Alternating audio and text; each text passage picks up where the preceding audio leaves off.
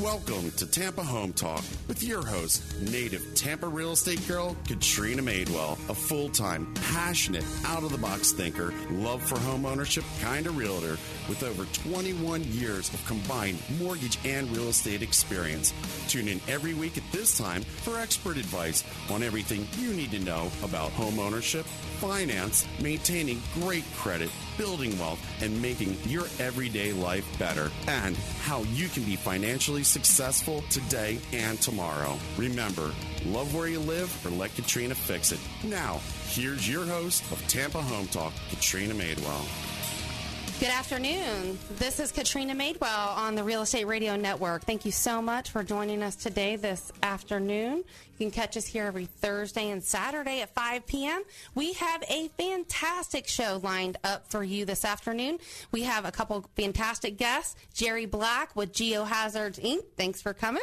Thanks for having me. And we also have John Williams with AMEC. Great to be here. Thanks. So you guys have similar but different. I'm sure you've crossed paths at one point or another. But we have a geologist in studio today and a structural engineer. So the purpose of our show today is, and the topic I should say is it a sinkhole? Is it a sinkhole? Is it not a sinkhole? I have cracks. What do I do? Well, today is a great day to find out, and we're going to be answering some of those frequently asked questions that these guys get every single day. And you can also call into the studio because we're airing live today. We will take your show questions for these guys. Again, our geologist and our structural engineer. Do I have a sinkhole or not? Studio call-in lines 727-441-3000. Again, you can ask our guest questions today as we're doing the show live, 727-441-3000. Welcome to the show today, gentlemen. Thank you. Thanks. Are you guys excited? Yeah, kind of. This is neat. Okay. So I know we had a chance to talk a little bit before the show, and I know one of the most commonly asked questions you guys get is, do I have a sinkhole? And we're going to get into some of those questions and answers that you would give the person that you're speaking to. But I thought a great place to start with, do I have a sinkhole or do I not have a sinkhole, just so you can understand the premise of what cracking is. Right, John? Right. And what a sinkhole might be. Right, Jerry? Correct. We're going to talk about Florida's geological makeup. Am I saying that correctly? Yes. Okay. What's the geology of Florida like? Yes. So what are we made of here in the state of Florida? What is underneath our feet every day? What's underneath the roads that we drive on, the houses that we live in, the buildings that we visit? And so I thought that would be just a fantastic place to dive into today's show. Sure thing. Well, basically, Florida is very unique for the United States. We are lying on, hundreds, if not thousands of feet of limestone. And that limestone is about 20 to 30 million years old, and it's taken a long time to develop a well-developed cavity system. And then we have sands and clays that are deposited on top of that. And you have those two conditions plus changing water table, and you can develop sinkholes as a very common geologic occurrence. So let's use an analogy, like something else besides geology. So if someone, if the person listening right now, maybe they're just not familiar, where you could do it in your sleep, right? Because you're a geologist. Well, you could use the sands through the hourglass kind of analogy, because if you have a void in the subsurface and then you have sand that slowly winds its way down into that cavity, you eventually will form a depression at the surface. And when you see that depression, that's what a sinkhole is. And it can vary in size from, maybe a foot or two in diameter to quite large, and in some cases can be hundreds of feet in diameter. So how does water play a part if using that same hourglass scenario, right, with the sand and the rocks? Yes. If we throw some water in there, tell me what that looks like. The water is what drives the whole action. Gravity, and if you have a downward hydraulic gradient that draws the water down through the soil column. You back up. Let's explain that in lay terms for the person listening. Sure. It's basically, the water is flushing through the soil column. It's going down in through that water So column. it's sucking down or pulling down. Pulling down, and it's helping those materials move into those cavities in limestone. And it can take hundreds, if not thousands, of years for that to happen. So it takes, you have to think in geologic time and not necessarily The last 100 years. Human time. Yeah. Exactly. I know that the best analogy I ever heard, which is what I shared with you, and I think you had one that was better, but the one that I heard was, Swiss cheese. If you could imagine what Florida looks like underneath, the best way to visualize that might be Swiss cheese. So you'll have some areas of that cheese that are perfectly flat. There's no holes in it. And then you have other areas of that cheese that have a lot of holes in them. Yes, and sometimes that cheese is near the surface, and sometimes it's hundreds of feet below the surface with a lot of sand and clay on top of it. So where you have the areas of the cheese, which is the limestone with a lot of cavities, and then you have a thinner cover of, say, sand and clay, that's where you are going to have a greater frequency of sinkholes developing in the state of Florida. And it's a natural process, really, that could happen anywhere. Correct. And again, these are natural occurrences. It is mainly where the limestone's closer to the surface. So there are areas of Florida that are more sinkhole prone than others. Unfortunately, the Tampa region is one of those regions, but areas like South Florida, the Panhandle, areas like Jacksonville, the limestone is hundreds of feet deep, so the chance of sinkholes developing there are less than this area. And that makes sense. You probably have to, I guess, start like with the basics they teach in science class, right? So you have the core of the earth, and then like what's in between? I forget. You have to the mantle. school me. Okay, the mantle. You have the inner core, outer core mantle, and then you have the lithosphere, which is getting towards the crust. And so where does a lime rock fit into all that? Limestone is a sedimentary rock. It's formed in the oceans. If you want an analogy, think about like the Bahamas or the Great Barrier Reef. You have massive amounts of limestone calcium carbonate precipitates out of the water, and you can form limestone. So and it builds up over time, is what I'm hearing. It builds up over time. I've seen sections kind of like of limestone. plaque, right? If you don't brush your teeth, it'll build up over time. Kind of like that. But you can get thousands of feet of plaque, I've seen very large thicknesses of limestone. And in the limestone underlying Florida, in some areas can reach that thickness, and that's what makes up our aquifer system as well. That's where we get our groundwater from. And I know it's interesting when you start talking about water, and I don't want to spoil that too much because we have a important little part we're going to share towards the end of the show just to keep you guys listening for the whole time. But when you get general questions like, I have a depression or a little hole in my yard, should I be concerned with that, Jerry, if I have a hole in my yard? Yeah, well, I get questions like this all the time. I usually say, first off, how big is it and where is it located? Usually if they're small little holes that could be sinkhole related and they're far away from your house, I say fill it in and just watch it. If the hole is a little bit bigger and it's closer to your foundation and you have some cracking or other types of damage associated with it, that's when the level of concern should, escalate a little bit more. But for the small little depressions, those happen all the time and could just be, washouts from like heavy rain events or just erosional type of thing where water is moving through your yard. So if you see small little depressions, it's not a need to be too terribly concerned. Right. But if they get a little bit bigger and it gets closer to your house and you can see damage associated with it, that's when I would say you need to take the next step.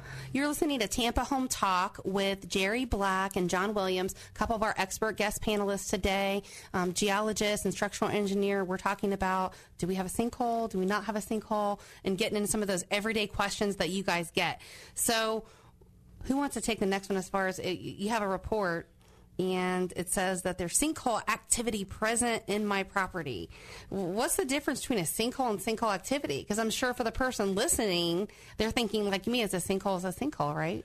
Exactly. And the difference between those two terms is very important because everybody hears the word sinkhole and immediately gets concerned. And then they automatically think when you have sinkhole activity that you're going to have a sinkhole, and that's not the case. Sinkhole activity is the workings underground that will eventually lead to forming a depression at the surface. So you can have sinkhole activity where you have a loose zone or cavities underneath your house, but that doesn't necessarily mean a sinkhole is going to be formed. So sinkhole activity is the mechanism that will eventually lead to forming a sinkhole. So if you have a report, it says you have sinkhole activity, that doesn't mean your house is going to fall on the ground. It just means you have shifting and settling and... Right. You have the makings of something moving, the sand's moving down into the cavity in limestone, and ultimately you could form a depression. But the idea is that you detect the sinkhole activity before that happens, and there are methods where you can remediate that, and you can eliminate the possibility of a sinkhole forming. So that's the good news. If you live here in the Sunshine State and you're listening, it's not all bad. Like I shared with you, that's one of our vices we have here, right? We have hurricanes, we have sinkholes. The more people that move to the state, the more that's going to be an issue, right? It is what it is. It is what it is. Yeah, people want to think that, but there's so many more sinkholes now. It's just because we have so many more people, and we're developing in areas where we haven't been there before. So sinkholes are still occurring at the same rate. It's just, I think now we're reaching 20 million people in Florida. It's just they're going to be more common because we're exploring those new areas. So what would you say to the person, and we get this question a lot, if I have someone that they're moving from another state, and maybe it's California and they deal with earthquakes there, but it's no big deal to them. For me, I would be probably petrified of an earthquake. But let's say, they want to move to Florida, the cost of living is a lot lower, they can get a lot more for their money than they can in California, so they're like, I want to move here. But my big concern is sinkhole. Like, are they everywhere in Florida? Should I be worried about that? They're not everywhere in Florida. I usually tell people they're in north central Florida, the I-4 corridor, Tampa, north even towards Gainesville, and up until Tallahassee. That's kind of the sinkhole alley, if you so to speak. South Florida, if you want to move to Miami, Boca, don't worry about sinkholes. And even the East Coast, if you're on the beach on the East Coast or you're in Pensacola, the geology is just not correct. It's the genetic makeup underneath the soil is different, right? Correct. It's just the mechanisms aren't there to develop sinkholes. So I tell people that when they move down and they have a concern, to really evaluate their level of concern. If they've identified a property, you can have testing done as a part of the contract, or you can have it done, once you purchase the home, to evaluate and see what is the potential at my house. So there's things you can do even before you buy the house. What does it cost? What does a test like that cost? Again, it can be anywhere from just a quick site visit by a structural engineer or a geologist. And that's where you'd come in, John. Right. I mean, if you don't have cracking and you don't have any kind of foundation settlement, then you probably don't have anything to really be worried about. It's when you have the damage and then you also are in a sinkhole-prone area. So I could send out a structural engineer and people could say, hey, this looks fine. And sometimes that's enough. But then there are methods you could do geophysical surveying, and you could also drill. You can do borings to find out what is in the subsurface to try and evaluate what the potential for sinkhole development is. Fantastic. Jerry Black here with Geohazards and John Williams with AMEC. You're listening to Tampa Home Talk. This is your host, Katrina Madewell. Studio call-in line, 727-441-3000. If you have some questions for our experts in the studio today, if you have some structural cracking, sinkhole-related questions, 727-441-3000. We will be back in just a minute. When we come back after the break, we're going to dive into some more of those questions, like I have a crack on my concrete underneath my carpet. When I pulled it up, what does that mean? We're going to get into that and more when we come back in just a minute.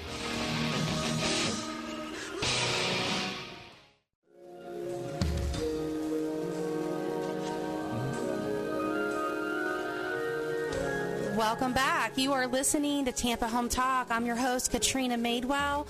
In studio today, we have John Black with Geohazards, Inc., and John Williams with AMEC, structural engineer and geologist in studio today. So the topic of today's show, is it a sinkhole, is it not? And if you missed the first part of our show today, you're going to want to check it out in its entirety. Just visit our Facebook page, and we're on Twitter at Tampa Home Talk. You can also catch us streaming live and all of our past shows via a podcast and on YouTube. Just look for Tampa Home Talk. Studio call-in lines, 727-441-3000. Again, 727-441-3000 if you have a question for one of our panelists today. So the beginning part of the show, just to give you a little quick recap, if you're just joining us, we were talking about the genetic makeup of Florida and what's underneath the core surface of the earth. And then we got into how some of that cracking happens and kind of where we are now. So I was going to have our next guest join us for the second segment, and John Williams, structural engineer with AMEC. And you guys get this question. You had an appointment today, right, where a lady had a tile cracked, and so talk about just that experience in general. Yeah, exactly. The situation was that her tiles popped off the floor suddenly, and she said it was a really loud noise. A lot of times people tell me that it sounds like gunshots going off in their home, and I even had one gentleman tell me that he ran to his front door with his gun because he thought somebody was shooting in the neighborhood in the middle of the night, and he looked down at his feet and his tiles were cracked. And it happens quite frequently. And most of the time, the problem is that the tiles were installed incorrectly. It's really important when you install tile or really wood for that matter that you leave a gap around the perimeter of the floor so that those tiles can expand and contract. When the temperature changes, which happens all the time, we have significant differences in our weather here. Yes, we do. And even with the changes in humidity, that can also affect the way a material expands and contracts. And in this case, the tiles were trying to expand, and they couldn't move because they were restrained around the sides by the baseboards.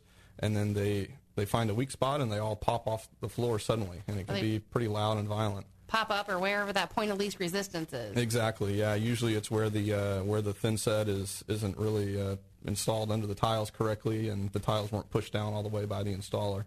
It makes sense. I mean, know your contractors. Make sure the person that you're working with has a reputation of doing that. Make sure they're licensed before you have them in your home. Exactly. It'll help, ward off a lot of those problems. It will. So the questions that I know you guys get, because I saw it on your frequently asked questions list, and a question that we get when we're out showing property and people have questions and comments about sinkhole and cracking and all that stuff, which I obviously can't answer because I'm not licensed to do so. But we see this, and in my head with what I've seen, and I've seen stuff that is sinkhole related and stuff is not. Even though I'm not an expert, I usually have some things and some signs that I look for that kind of gauge if it should be further evaluated by somebody like you. Okay. So let's talk about just in general, because it happens all the time, right? People pull the carpet up because it's nasty and they want to put down tile, or they want to put down hardwood floors or something different or better than carpet. Right. And they see there's a crack in the floor, and sometimes it's the whole room. Yeah, it can be very common that a crack in your slab inside the home extends all the way across the inside of the house. So people start getting ready to replace some flooring. They're tired of the old carpet and they want some nice new floors, and they pull it up and they say, oh, there's a crack, and then they pull it more and more and more, and all of a sudden all the floors are ripped out of the house and there's cracks everywhere. Cracking on a concrete slab is very normal and it's expected. There's almost nothing you can do to prevent concrete from cracking. The best thing you can do is try to control where the cracks occur. And typically in most of the homes in Florida, there's very little done by the builder to help control where those cracks are. They put those, like, for example, on sidewalks. You're talking about the cracks that go in between, so that the lines that are sometimes they're cut or sometimes they're scored in the concrete when it's still wet. And you see them in your driveway, and you see them sometimes in your garage and on your sidewalk. And those really should be on the inside of your home too, but they very rarely are. And that concrete, as it dries, it will shrink, and those cracks form. And then, just like we talked about a minute ago with the tile, the concrete expands and contracts, and those cracks get a little bit wider.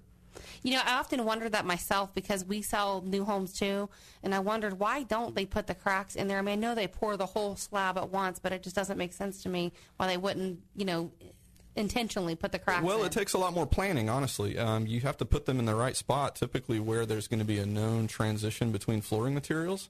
Because if you put that joint underneath, like the middle of your living room, for example, and then you install tiles there, in most cases that crack, because it's a natural location for the concrete to move, will reflect upwards into your tile floor and will crack your tiles. So there's a lot of planning that goes into where those joints are. And typically it's along right underneath where walls are.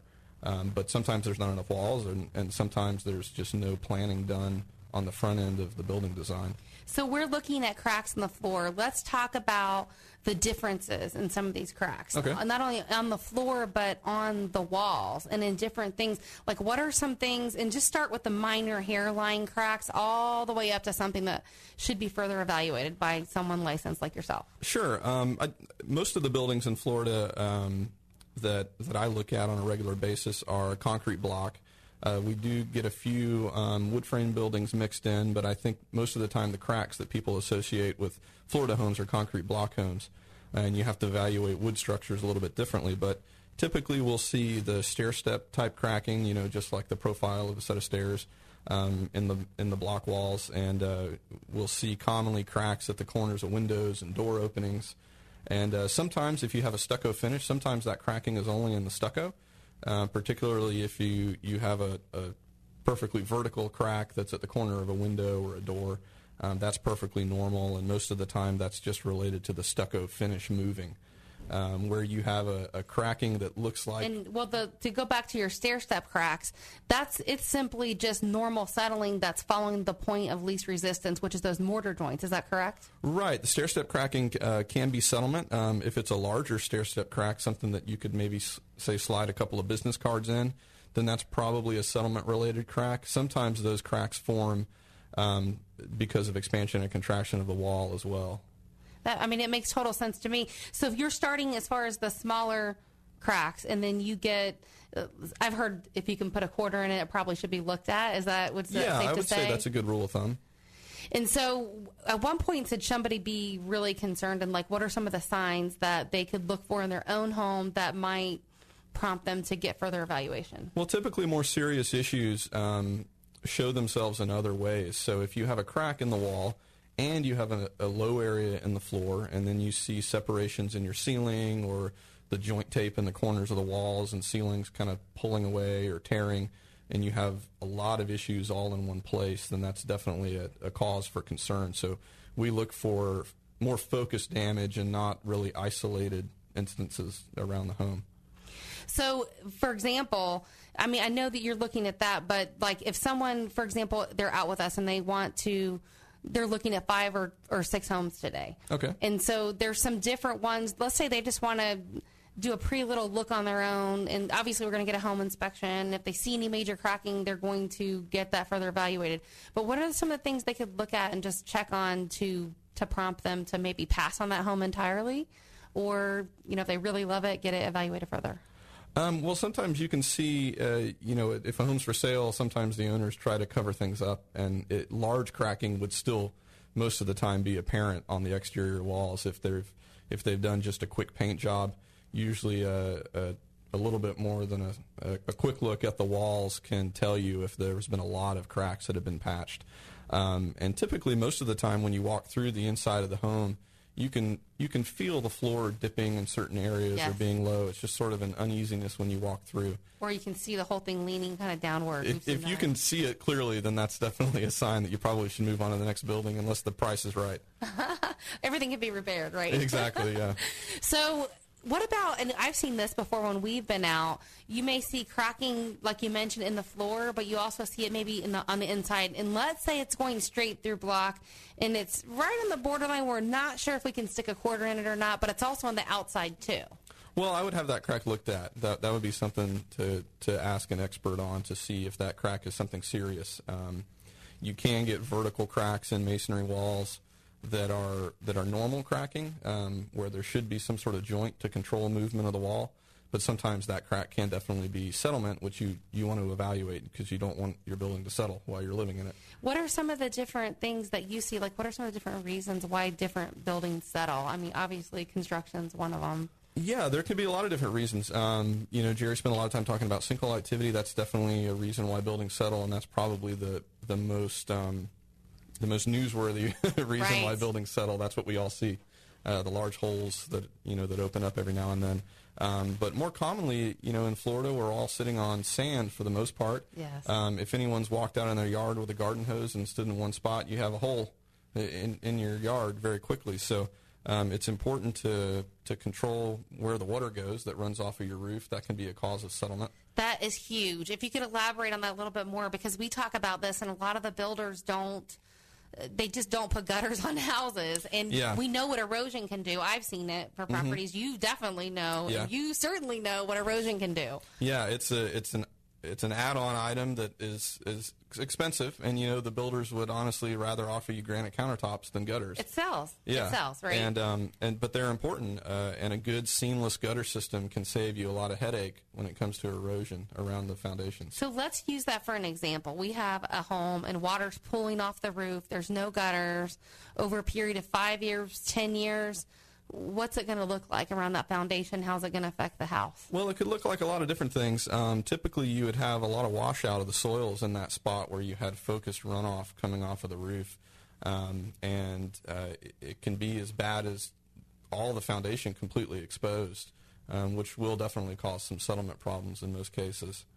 We've seen that before. I've literally been out looking at properties, and you can tell where the water's just pulled off the side of the house. Right. And it almost looks sometimes like a dog has gotten under there and dug the dirt out, but it's erosion from water. Yeah, It can be that bad. It can cause a lot of problems. I don't think a lot of people realize that, but we see it. I see it every day, probably, and if I show 10 houses, I might see it in one. It's just because of lack of gutters. That's right. Yeah, and gutters are expensive. Gutters that are installed properly and that are good quality are not cheap, but they're definitely worthwhile. And discharged properly. I've been to houses where it's been sawed off and the water just goes into one area, right. And then they have a depression and they're going, well, why is that there? And it's like all the water's going in that one place. Route the water away from the house. Yes. It would be better to not have a gutter in that instance if all of it's shooting out of the downspout in one spot. So.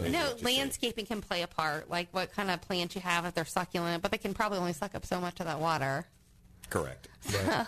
You're listening to Tampa Home Talk. I'm your host, Katrina Madewell. Our off-air studio line, in case you want to call us or text us later with questions, 813-377-2775. Again, this is Tampa Home Talk. I'm your host, Katrina Madewell. We're here with Jerry Black with Geohazards and John Williams with AMEC. 813-377-2775. Call us or text us, and we will get back to you with answers from our guests. We'll be back in just a minute. When we come back, we're going to talk about some of the 3 different types of sinkholes, and then we're also going to talk about if you have a problem or you have a sinkhole or your neighbor has a sinkhole, what can you do about it? We'll be back in a minute.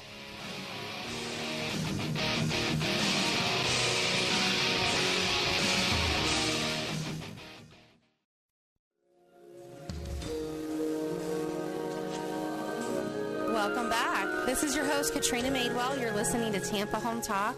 In studio today, we have Jerry Black with Geohazards, and we also have John Williams, structural engineer with AMEC.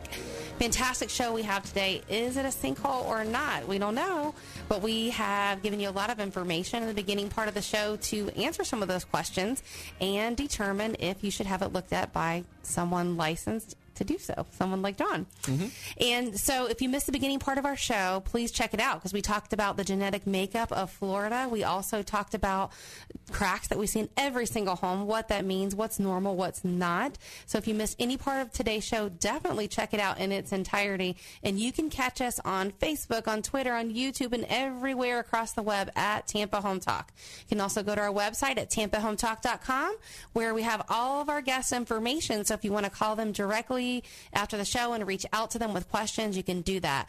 Our off-air number is 813-377-2775. Again, our off-air number, you can call or text us at 813-377-2775. So to pick up where we left off, gentlemen, we talked about, we were just getting ready to get into the 3 different types of sinkholes, which is crazy for me because this is one of my favorite parts about hosting the show is I get not only to meet fantastic people like both of you guys, but I learned something new every show, and it's honestly the best part about it. Well, not all sinkholes are made alike. Yes, exactly. I use an analogy every day. I say not all realtors are made alike, right? Exactly. So it's 3 different types of sinkholes. We talked about normal cracking. Where would you like to dive in? Well, let's we'll dive in with the ones that people get to see on TV a lot.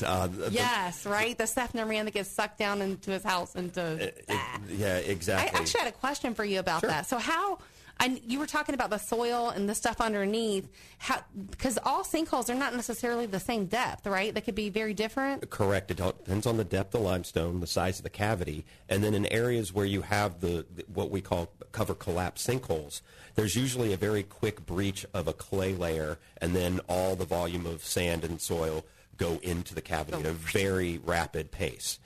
Areas where you just have sand covering the cavities, it's more like the sand through the hourglass slowly developing, and those are called cover subsidence sinkholes. But the ones that you see on the news that happen very quickly are called cover collapse, and that's what everybody has protection in their insurance company, insurance policy as well. Cover collapse. So I want to just chime in on what you're saying because I don't think a lot of people realize if you haven't moved in a long time, you likely may still have sinkhole coverage on your policy. But if you change your insurance policy or you have a new policy in the last several years when all these sinkhole claims started, you probably have an exclusion to your policy for sinkholes. That's correct. And they'll have catastrophic ground collapse, but not sinkhole coverage. Right. If something catastrophic like the thing that happened in Seffner or in Claremont or in Dunedin, if you have that kind of damage to your home where a hole opens up and swallows your house, you are covered. But for the slower working... But check with your insurance policy, actually, but you should be covered. You're covered. But in 2011, they changed the insurance laws to where you now have to have, well, insurance companies could opt out in coverage, and a lot of people got canceled without even knowing they got canceled. And then if you try to get a new policy, most companies won't write sinkhole coverage in areas where you're going to be sinkhole prone. And if they do, it's very expensive. Yes, I mean thousands of dollars on top of what you're paying already. We're seeing, in many cases, it's equal to the amount of the policy, sometimes more. Mm-hmm. Right. But so you don't have coverage unless you have structural damage to your home, which John was saying is like you have a area that's concentrated, you have visible damage, and there is a definition that they came up with where if you meet one of the criteria and then you have sinkhole activity on your home, then you have coverage. But right now, we don't see a lot of claims because people pretty much don't have coverage anymore because they were able to opt out. Well, and this is very controversial. We had some attorneys on our show a while back and public insurance adjusters, and while they serve a purpose, I do believe that there's likely some attorneys that may abuse was the hour on the radio show enough time for the attorneys to talk? They could easily fill up too. Yeah. Well, no, I mean the reason they changed the laws in 2011 is that there was fraud. There were, the sinkholes became more of a burden on the insurance industry than people were like, hurricanes. I'm going to get my house paid off. I'm just going to, I have a little crack, I'm going to say I have a sinkhole. I mean, when insurance companies are paying out 10 times the amount of money they're taking in on premiums on sinkholes, it just doesn't make much business sense for them to keep coverage. And that's, they lobbied Tallahassee and they got the change. Right. Who can best answer just even the cost to determine that, right? Because let's say an insured calls to make a claim, the insurance company has to further at least look at it or investigate it, what the cost for that test is. It depends on the policy. If the insurance company is just asking if there's structural damage, that type of investigation can be $2,000 to $3,000. That's kind of like a quick on-site investigation. It is, okay. Yeah. That's a structural analysis of the building. Right. No deep subsurface testing. Right. If that's involved, it can reach $10,000, $12,000 easily. And that's what the problem was: is that before the coverage changed, everybody who put in a claim and they said they thought they had sinkhole activity, the insurance companies had to go out and hire a firm like AMEC or Geohazards and do the full testing. So they were shelling out $10,000, $15,000 per pop, even if there was no sinkhole activity. And the likelihood of them finding something is probably very good in our area because we have that stuff. If you drill down deep enough, you're probably going to find it, right? Well, and that's the whole thing. And then you have the gamut of people who interpret data differently. Well, I mean, attorneys can spin and change and have a different opinion, right? That's what they do. Show entirely on that, right?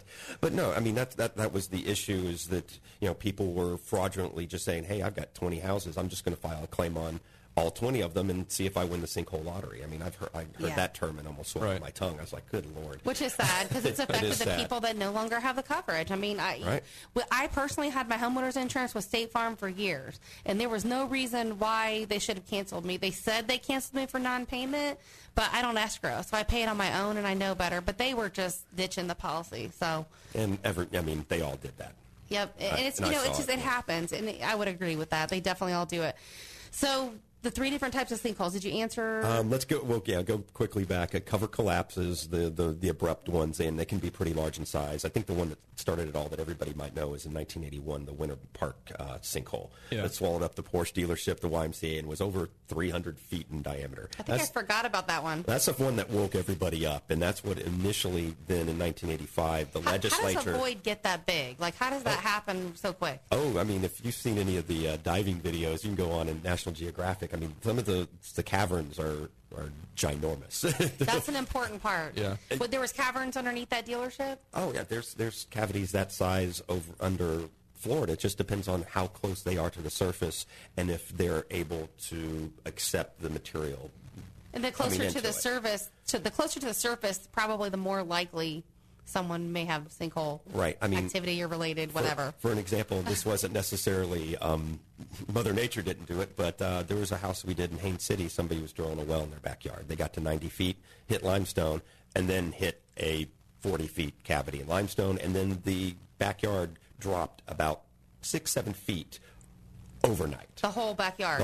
And it didn't necessarily open up this huge cavern, but you hit obviously something that was just mind-boggling in size and then accept all that material and then depress the surface of the earth that much in a very short amount of time. Yes. So someone was drilling down and basically they disturbed Mother Nature. Right. They were trying to put a well in and get water, and they triggered it, not Mother Nature. Well, I mean, that's what I'm saying. Mother Nature said, I have stuff underneath here I shouldn't be tainted with. Well, exactly. And so, yeah, you have the cover collapsed, and you have cover subsidence, which is the slow-moving, slow-developing ones. And then you have what... Is that something that may eventually be a big sinkhole? Yes, and those are the most common ones. Okay. I would say the cover collapse is about 1%. Okay. If you want to talk about all the sinkholes in Florida, very low percentage. The bigger, the Which more is common. Scary thinking about insurance policy, but... Right, but again, the likelihood of that occurring at your house or any location in Florida is very rare. Gotcha. It's the slow-moving ones where you see depressions or you see the lowering of the Earth's surface over time, and then you have associated cracks with it.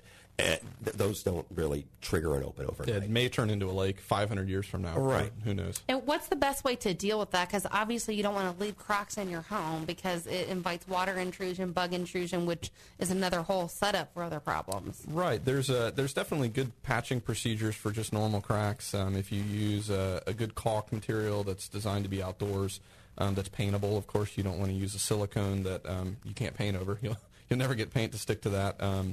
And then on the outside of the home, I always recommend that people use an elastomeric paint. Yes. And if you think of elastic like the waistband of pants, Yes. The paint can move and stretch as the building expands and contracts. And that type of paint will cover up most small cracks. And it lasts longer, too. It does, yeah. It's a little bit more expensive than just regular exterior house paint, but it's well worth it. Yeah, if you're going to go through the expense, spend a little bit more money, get a really good quality paint because it's going to last you a lot longer. Right. It's going to keep stuff out of your house, right? Like water, bugs, that kind of Yep. stuff. I have several cans of it that my wife's trying to get me to put on the outside of the house right now. So You're going to be busy this weekend. yeah. So, and the third one that you see? Those were solution sinkholes. That's where limestone's maybe in the upper, say, 10, 20 feet, and there's a cavity that's really near surface, but there's not enough sand and clay over that to really form a large depression. That's in areas like those canal lots in Crystal River or Homosassa where, or even, you get to Hudson and Newport Richey. You can have a sinkhole, but they're just not going, the geometry is not there to have anything that's going to be the cover collapse. And you could have concentrated area of damage, like in a corner of the home, and it could be related to a cavity that's just below the surface. But And what's that sinkhole called again? it's a solution sinkhole. Solution sinkhole. Okay. You're listening to Tampa Home Talk. I'm your host, Katrina Madewell. We have to take a very quick break, but when we come back, we're going to talk about how to fix those, right? Those different That's types right. of settlements. And we're also going to talk about Florida's precious resource, and that is water, how it relates to today's show, and why you should care about it. Off-air call-in number, 813-377-2775. You can call us or text us at 813-377-2775. Visit us on Facebook, Twitter, and across the web at Tampa Home Talk. We'll be back in a minute.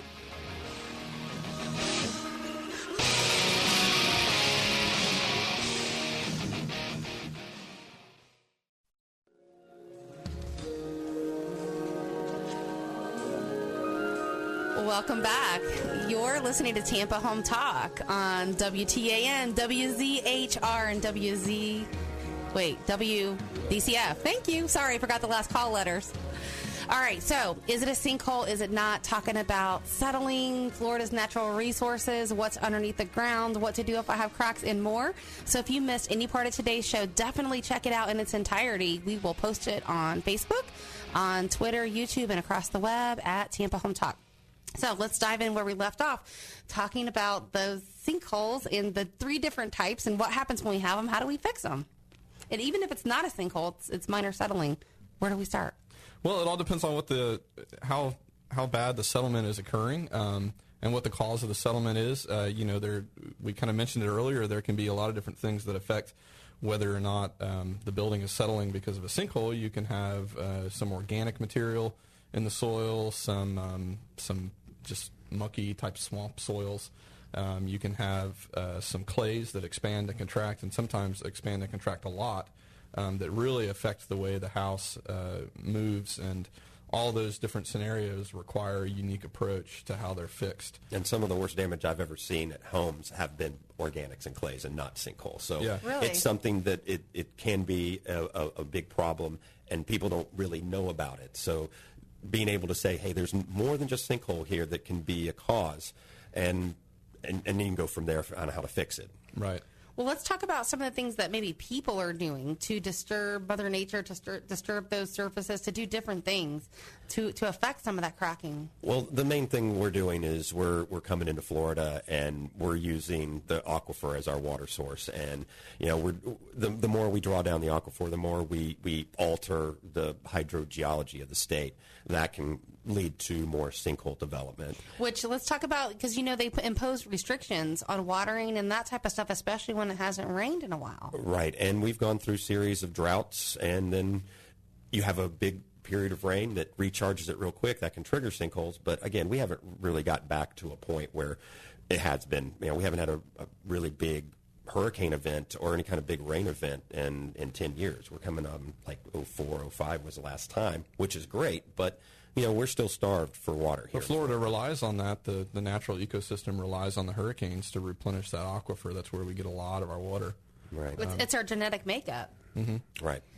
So when the aquifer level drops, that's why we'll start seeing more stuff on the news where they start creating, because it creates that suction, right? When the level drops, it's basically the house is sitting on some type of water, right? Underneath those caverns and caves, or simple. And the soil above it. A good example was about a couple years ago during, I think it was January, when we had a deep freeze, and the strawberry crops over there in Plant City, all the farmers, a lot of the farmers, ran their water for an extended period of time to help protect the plants. But in that case, it drew down the aquifer in some levels, like 60 to 80 feet in a very short period of time. That actually triggered, I think, almost 200 sinkholes. Some happened on I-4. Mm-hmm. Some houses, I remember that. We went out and saw it. I mean, literally, the house has just dropped a foot. Or, some guy's well drops, and then a couple hours later, the house is settling into a sinkhole. Right. So, man is having an influence on this. There are things we can do, water conservation, trying to find alternative sources of water to help protect that, because once we start tapping that out, and especially in South Florida, they really need to worry about it, because you can get saltwater intrusion that could destroy the Biscayne aquifer, which is what they're relying on, and then they're kind of out of luck. So when you talk about alternate sources, are you referring to like desalinization? That is one of them. We can actually do aquifer recharge restoration, where you can take water and put it back into the aquifer and store it up over time. You can actually create, and our water use, we can reclaim it. After we use it, there's ways to treat it. There's ways to recover some of that water so it's not completely lost. And there's just, common sense stuff that you can do every day, not running your water. There are restrictions, about watering your grass, things like that, or just, use your common sense. We have rain barrels. I mean, we use that to water our plants. And those things are full with the rains that we've had. It's a perfect example. I mean, if everybody pitched in, that would also make a big difference, I think. So, lightning round, any last minute things you guys want to talk about? I know we talked before the show about if you have a neighbor that has a sinkhole and you see, you'll have to help me with this, because it's not part of my GC makeup. I'm not. With a number of cubic yards they have to bring in, and they say concrete, but really it's grout. Oh, you're talking about grouting. Oh, the grout. Okay. Well, the one way you can fix a sinkhole, you can actually pump concrete underneath your house under high pressure, and that will fill in the voids in limestone and densify the soil. And that's how they repair the sinkhole. And then you can also underpin your home if the damage is bad enough, and that's foundation repair. Mm-hmm. Sinkholes are very site specific. If just because your neighbor has one or somebody down the street has one does not mean you have one. You need to pay attention to what your house is doing. And again, the more you know about your reports, the more you know about your neighbor's yard, and that kind of stuff. You educate yourself and then kind of decide how to go forward. Do you think it would be safe to say, we were talking about caverns and caves and that type of stuff underneath our surface and under the lime rock, what if there is, like, let's say there's a rubber glove. If you can imagine what that looks like, and it's under there's all these little fingers. If they bring the concrete or the grout in, certainly some of that might go into the neighbor's house. Well, it can, and honestly, and I think Jerry will say this too, it's very difficult to predict where that material will go. We try our best, but you try to control it by making it thick versus thin. You know, you can imagine if you're pumping something underground that's very watery, it's very difficult to control where it goes versus something that's like a toothpaste type consistency. Like pancakes, right? If you're making pancakes versus crepes. If they're really thick, they're going to stay right where you want them. Exactly. If your batter's thin, it's going to spread out. Exactly. And it's kind of a fine line because the idea is to seal off that top of the limestone or the Swiss cheese so that no sand can go back down inside it. Exactly. I mean, and you were saying that you get this question a lot, if people have cracks in their house and no sinkhole coverage on their insurance policy, what can they do about that? Unfortunately, that's the catch-22. If that's $1 million question, if I had an answer for that, I'd be able to tell you. What we need is perhaps maybe a change in the legislature that is a little bit more consumer-friendly because people don't have coverage. If that's not possible, then you might have to have testing done, and you might have to pay to fix it yourself. Unfortunately, we see it takes big swings either way, right? Like all the people that were making the claims to push it to the far extreme, and now we already are at the far extreme, and it's going to take a lot of people having settlement type stuff that probably should be repaired under their insurance company. Coverage. Yeah, they should have coverage on it, but it's going to take enough of those people going back to Tallahassee, lobbying legislators to say, hey, we need some neutral ground here. Yeah, at this point, to have sinkhole coverage, your home almost has to be dangerous. Mm-hmm. Which is crazy because it has to be condemned, right, by the county? Is that right? Or no? For the ground cover collapse, it has to be condemned. That's one of the 5 criteria. So I would ask, how can somebody condemn their house if it's not? But I'm not going to do that. Yeah. Any closing thoughts for us today? If you want to know any more about sinkholes, you can go to our website. It's www.sinkholes.com at Geohazards. Awesome. And we are going to actually post all of your information. Jerry Black with Geohazards and John Williams with AMAC, structural engineer and geologist. We're going to post all of our stuff at TampaHometalk.com.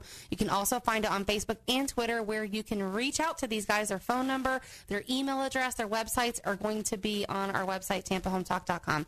Thank you so much for joining us today. Thanks, Kirsten. Thanks a lot. Excellent show. We will be back next week with another brand new show for you. In the meantime, you can catch us here every Thursday and Saturday at 5 p.m. Sometimes we have a new show. Sometimes we replay the good ones. But either way, we'll have a great show lined up for you. Again, catch us Facebook and Twitter across the web at Tampa Home Talk, and our off-air number is 813-377-2775. You can call us or text us at 813-377-2775. We're happy to connect you with any of our guests here on Tampa Home Talk. Thank you so much for joining us this afternoon. Be safe on the drive home. And for this week, we are out.